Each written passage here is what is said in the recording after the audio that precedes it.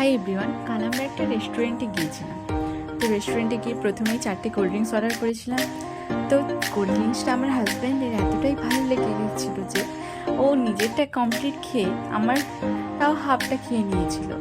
তো এটা দেখে অ্যাজ এ ওয়াইফ আমি ভাবলাম কী করে প্রিপেয়ার করেছে সেটা ওয়েটারের থেকে জেনে নিই।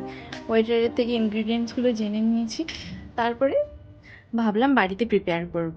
তো আজ আইপিএলের ফাইনাল চলছে, তাই এরকম টাইমে এরকম একটা রিফ্রেশিং মশলা কোল্ড ড্রিঙ্কসের থেকে বেটার অপশন কিছু হয় না। তাই ভাবলাম আজকে বানিয়ে ফেলি। তো প্রথমে আমি কিভাবে বানালাম সেটা দেখাই।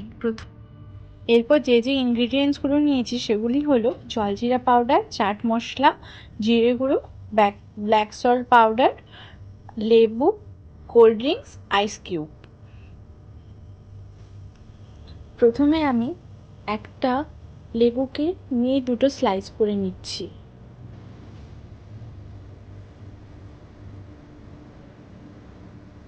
এরপরে আমি একটা কাপের মধ্যে থামস আপটাকে ঢেলে নিলাম। এরপরে একে একে জিরে গুঁড়ো, চাট মশলা, জলজিরা পাউডার, ব্ল্যাক সল্ট অ্যাড করব। তারপরে আইস কিউব দিয়ে ভালোভাবে মিক্স করে নেব।